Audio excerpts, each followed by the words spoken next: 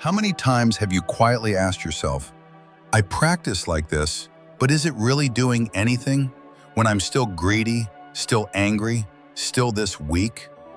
This video is a very gentle reminder that faith does not grow on perfect days, but grows every time you find the courage to come back after you've fallen. That one bad day cannot define your whole path of practice.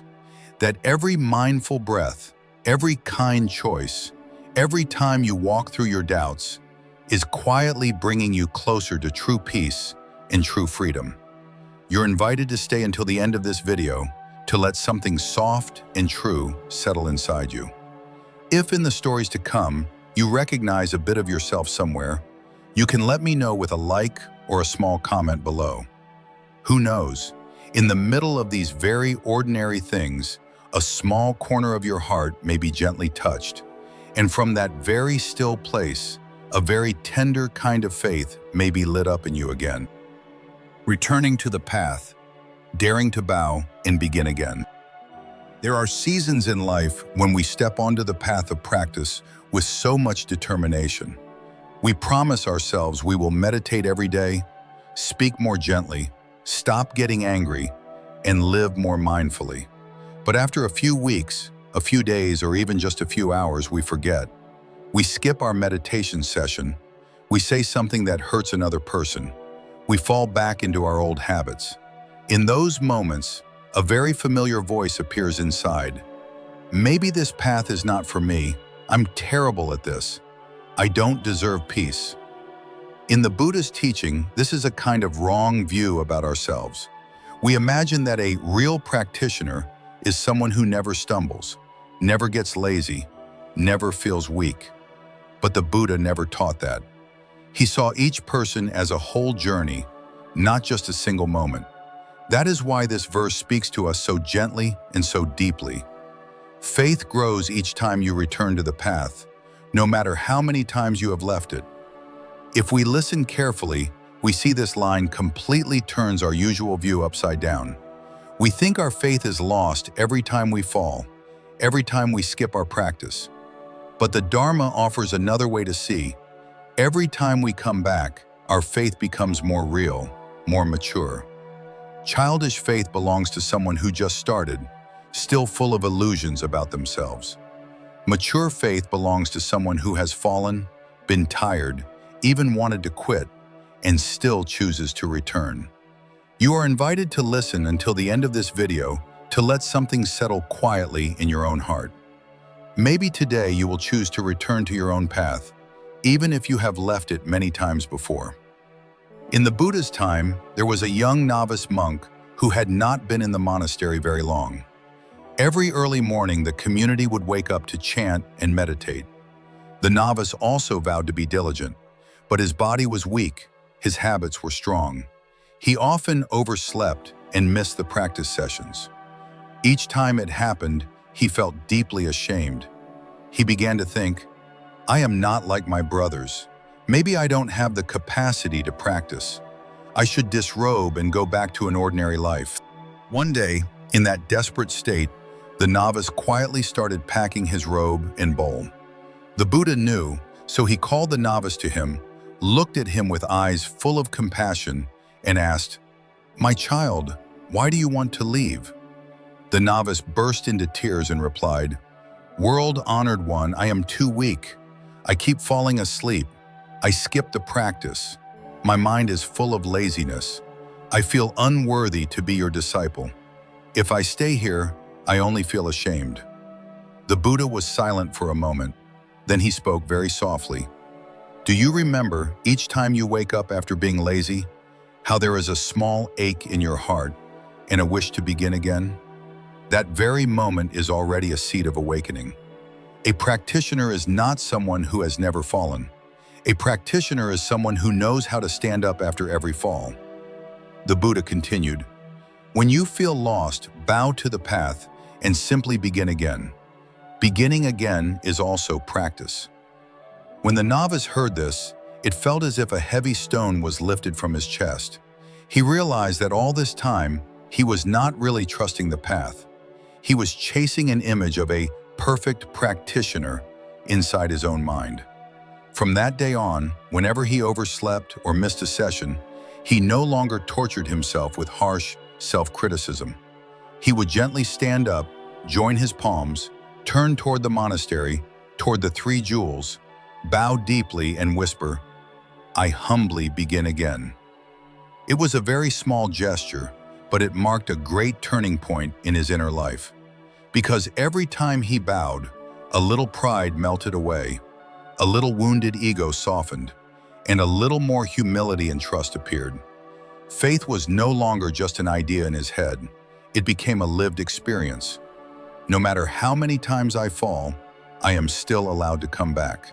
If you look closely, even the Buddha's own life was a series of returns. He once lived as a prince, surrounded by luxury, then left it all to search for the truth.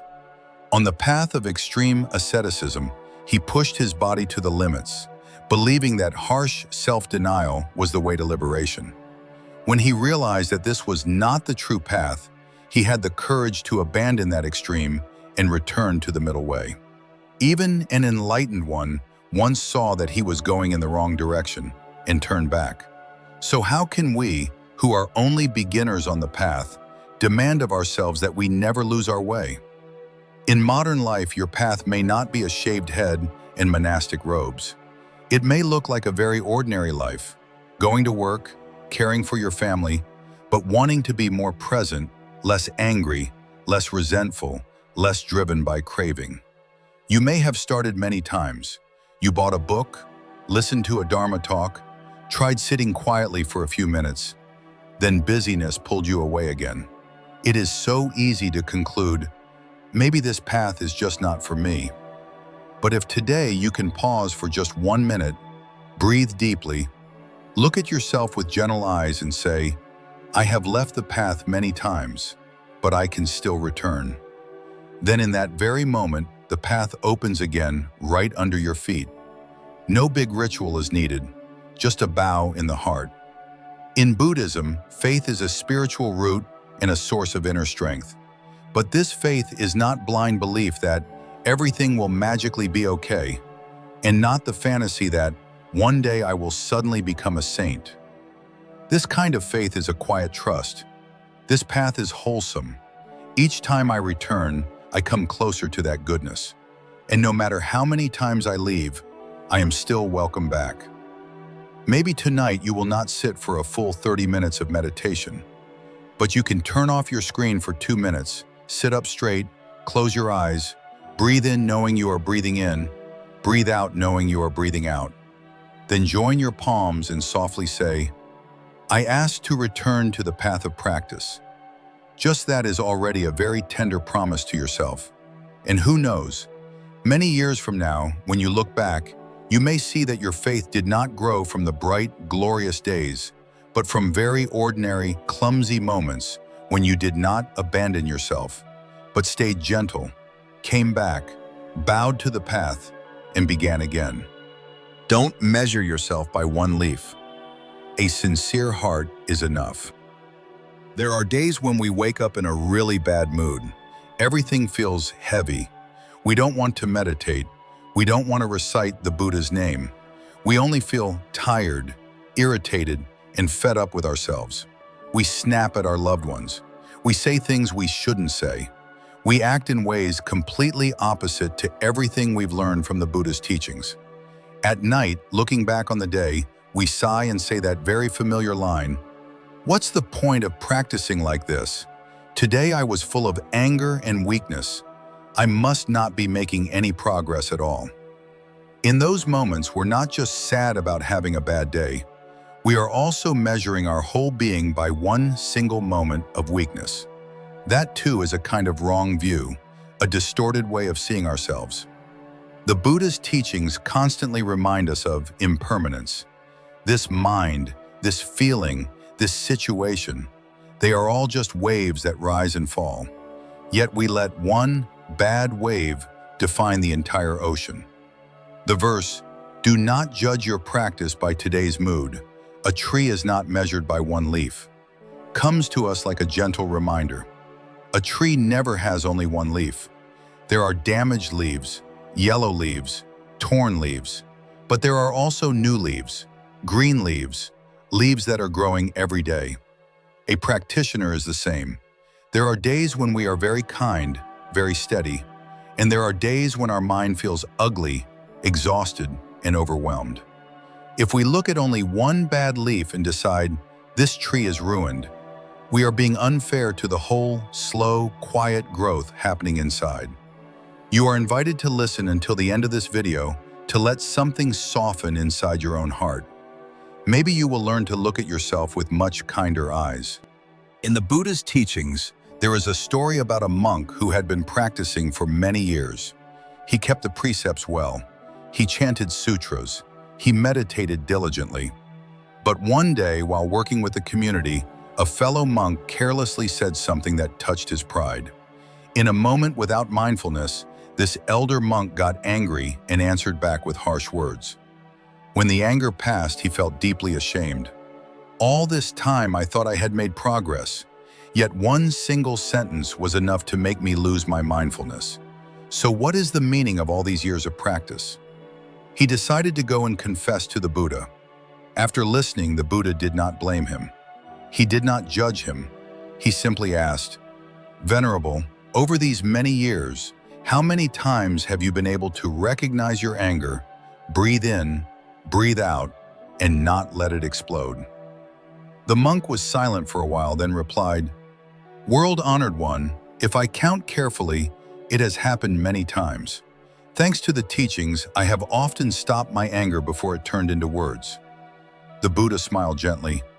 "Then why do you not remember those times and instead build your conclusion on this one failure today, that you are not a good practitioner? Can you see you are like someone who sees one worm-eaten leaf and decides to cut down the whole tree?" Then he said, "A practitioner needs right view about themselves. Right view does not mean painting ourselves in pretty colors. It means seeing clearly. We have strengths and weaknesses, good parts and not so good parts, and inside there are wholesome seeds that are growing, even while some habits are not yet transformed." In the teachings, the Buddha also spoke about a very important kind of effort: diligent but not self-punishing, persistent but not forcing. This balance is only possible when we learn to look at ourselves with eyes of compassion. Compassion is not only for other beings outside, it is also for ourselves, the one who is still clumsy, still learning to walk, still learning how to grow. The second verse reminds us, your practice does not need to be perfect. It only needs to be sincere. Perfection is an illusion. In this impermanent world, nothing is absolute, not even practitioners. Even the arahants were once very ordinary people. They went through countless mistakes, countless lifetimes of practice. What makes the difference is not never doing anything wrong, but that every time they were wrong, they sincerely learned, stood up, and adjusted. There is also a story about a young mother in the Buddha's time. She had deep faith in the three jewels. She wanted to practice, keep the precepts, and live mindfully. But her family life was extremely busy.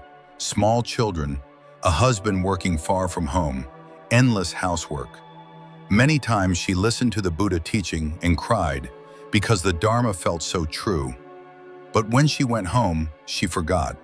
She got angry at her children again. She felt exhausted. She complained about her life. One night she sat on the front steps, looking up at the sky, her heart full of shame. "Maybe I have no seed for the path. I am not like the calm monks and nuns. I am full of afflictions." The next day she went to see the Buddha and shared everything. After listening, the Buddha asked just one question. "Each time you lose your temper with your child, afterward, do you feel a sting in your heart? Do you wish you could do better next time?" With tears in her eyes, she nodded. "Yes, world-honored one. Every time it happens, I promise myself not to say those words again. I am just too weak. Then I forget." The Buddha looked at her with great tenderness and said, "That very sting, that regret, that wish to do better, is the sign of a sincere heart. A practitioner is not measured by how many times they never make a mistake, but by how sincere they are each time they return to goodness. You are practicing even if you are not perfect. Hearing this, she let go of the heavy burden of having to be like someone else.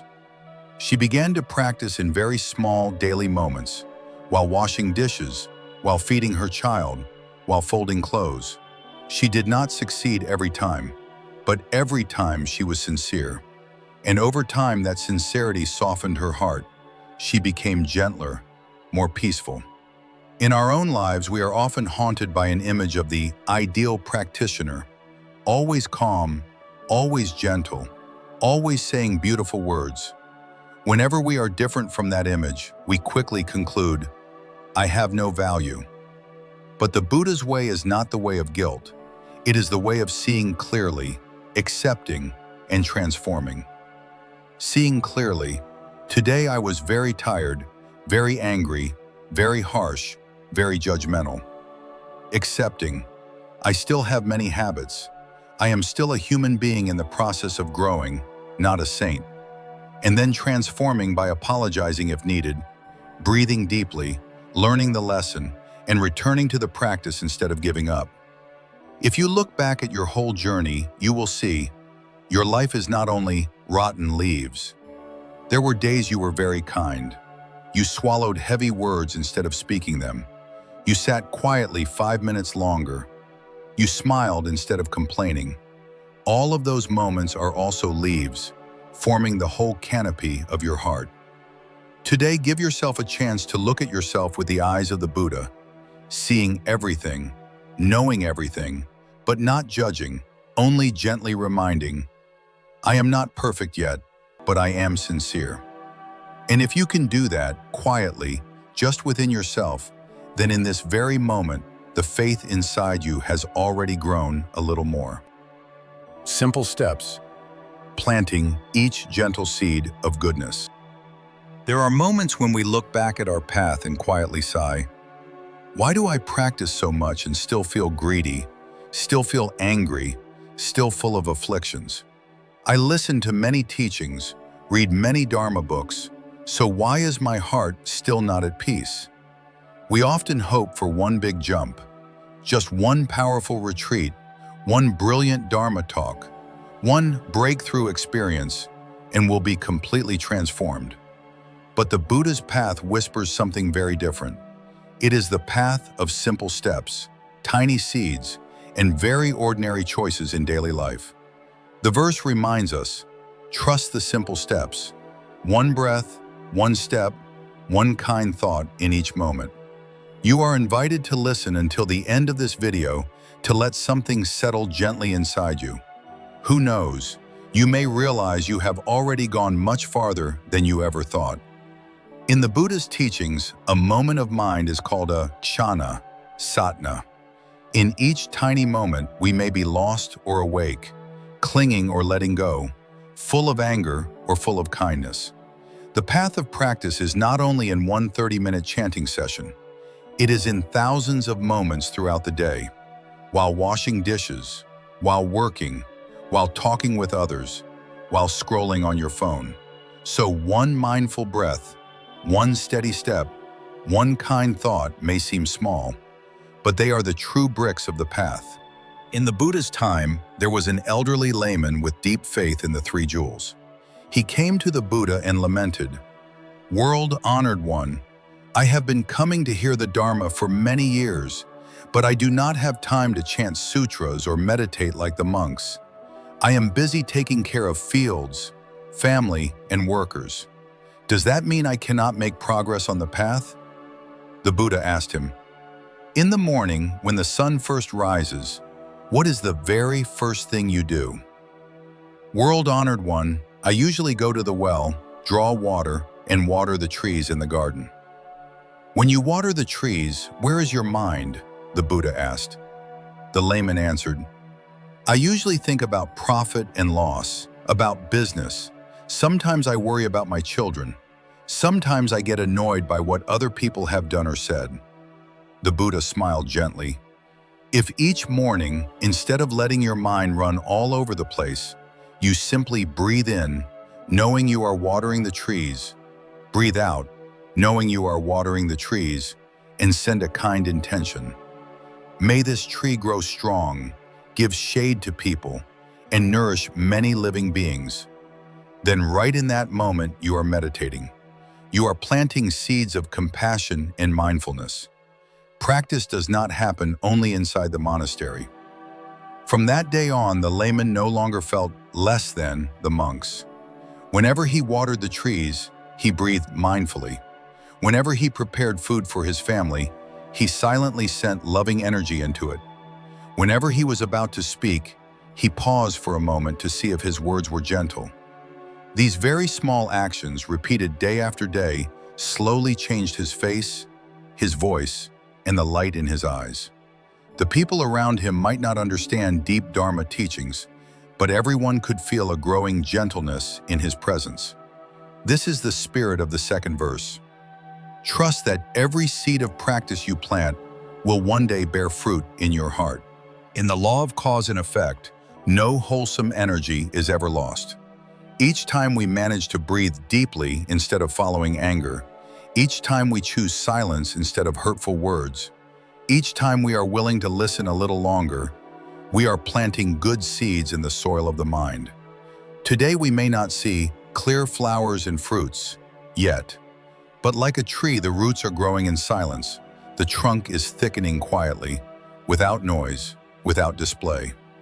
In a sutra, the Buddha once said, "One drop of water, then another drop, slowly fills the jar." The wise accumulate goodness in just this way. There was also a young novice monk in a temple with a very hot temper. Whenever he was asked to do heavy work, he got upset, his face stiff, his words sharp. The teacher did not scold him. He simply gave the novice one job. Every day he had to water one row of flowers in the garden. While watering, he had to silently say to the flowers, "May you grow bright and beautiful, bringing joy to others. May coolness and gentleness also grow inside of me." At first, the novice watered the flowers in a bad mood, but he had to do it every day. There was no way to avoid it. Gradually, he began to notice how the flowers sent out new shoots, then buds, then blossoms. One day the teacher asked, "Do you see how beautiful these flowers are?" "Yes, master," the novice answered. "I take care of them every day." "Then do you also see that something inside you is growing too?" The novice hesitated.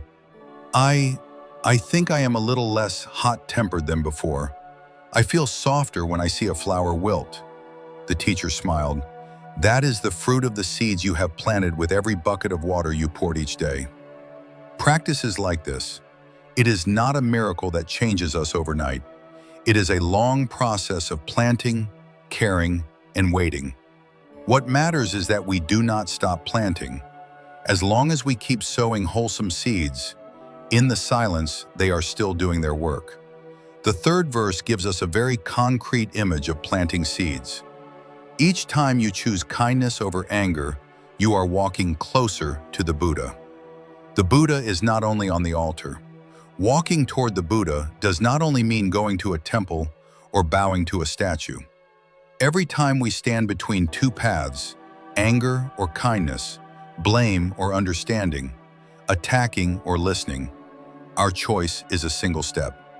Choosing anger, we step toward the darkness of our habits. Choosing kindness, we take a very small but very real step toward the Buddha, toward a heart of compassion and wisdom. Maybe today you win over your anger just once. Tomorrow it might be twice. The next day 3 times. Maybe today you plant only a few good seeds, but after a month, a year, 10 years, the inner landscape of your heart will be very different. So do not underestimate one mindful breath, one gentle step, one kind thought. They are the language of the path, the true rhythm of someone who is coming home to themselves. If tonight, before going to sleep, you can recall, "Today I had at least one mindful breath. I chose kindness over anger at least once. I planted at least one seed of understanding and love." And then you smile softly, join your palms and whisper, "I will keep planting, even if the seeds are small, but I will plant them every day." In that very moment, you are walking in the true spirit of the Buddha's teaching, walking with simple steps, steady, kind, so that one day your heart can naturally bloom. When doubt visits, tasting freedom along the way. There are seasons in life when we still go to the temple, still chant sutras, still sit in meditation, still tell everyone that we believe in the Buddha's path, but inside, we feel empty. A small voice keeps whispering, "Is this practice doing anything at all? Am I really on the right path? Or am I just comforting myself?" This is not a sin, it is doubt. In the teachings, doubt is one of the 5 hindrances, like a layer of clouds covering the sunlight of wisdom. The real question is not whether we have doubt or not, but whether we let it simply pass through or let it unpack its bags and live in our mind forever. The verse, "Doubts will visit, but do not let them stay too long in your mind," is exactly that gentle reminder. Doubt is like a guest who comes knocking at the door. If we can notice, "Oh, doubt is arriving," bow to it, observe it, and then let it go, the house of the mind remains spacious and warm. But if we believe everything it says, invite it in, make tea for it, complain to it, and hand it all the keys, from then on it will control the way we see ourselves, see others, and see the path we are walking. You are invited to listen until the end of this video to let something quietly settle inside. Who knows, right in the cloudy sky of doubt, you may rediscover a clear, quiet space of peace you once forgot. In the Buddha's time, there was a monk named Sona. Before he ordained, he was a famous musician, very refined, very serious. When he became a monk, he brought that "must try my hardest" attitude onto the path. He practiced walking meditation until his feet were blistered and bleeding. He sat in meditation until he was completely exhausted, and yet his mind was still not calm, not concentrated. Disappointed, he thought, "Maybe I have no capacity for awakening. I should return to my old life instead." Doubt and discouragement mixed together into a heavy burden. The Buddha knew and came to ask him, "Sona, when you were still a musician, if you tightened the string too much, how would the sound be?" Sona replied, "World-honored one, if the string is too tight, the sound is harsh, the string breaks easily, and the music cannot be beautiful. And if the string is too loose, then the sound is weak, does not carry, and cannot be played properly either." The Buddha looked at Sona and said, "Practice is just like that. If you push yourself too hard, your mind becomes tight like an overstretched string. You will become tired, discouraged, and full of doubt. If you are too relaxed, you fall into laziness and distraction. You must find a balanced effort, not too tight, not too loose." From that day on, Sona did not quit. He adjusted his practice. He stopped punishing his body and learned how to care for his body and mind. He rested when he needed to rest. He walked meditation in a more relaxed way. He smiled to each breath. Slowly, his mind grew calmer. His faith became steadier, not because someone told him he should believe, but because he himself tasted a little peace from that balanced practice. From then on, doubt still came, but it no longer had the power to push him off the path. The Buddha called this faith born from peace. The verse you have here says it very clearly. True faith is not blind belief. It is trust born from your own experience of peace. Faith in Buddhism is not closing our eyes and saying, "I believe because I have to believe." It is more like this. We once sat quietly, breathed evenly, and felt our body become lighter, our hearts soften, our greed lessen, our anger cool down, our fear loosen its grip. Just one moment like that is already a seed of true faith in us. There was a young novice monk who had not been in the monastery very long. At first, he was very enthusiastic. When the bell rang, he ran straight to the meditation hall. He never missed a chanting session. But after a while, like everyone else, he began to meet himself. Sleepiness, boredom, homesickness, comparing with others. One evening, after chanting, he sat on the steps and sighed. I don't know if I can really do this. Maybe life outside would actually feel lighter. The abbot walked by, sat down next to him, and without asking too many questions, simply said, "Close your eyes, take a few deep breaths, and remember the most peaceful moment you have had since you came here." The novice did as he was told. After a while, he spoke softly. "I remember the first time I sat quietly in the forest behind the temple. It was a cool afternoon. The wind moved through the leaves. I heard the birds. My heart felt so light. I just wanted to sit there forever." The abbot nodded. "That is exactly where you can place your faith. Do not put your faith in the days when you are tired, sad, or ready to give up. Place your faith in the experience of peace you have directly touched.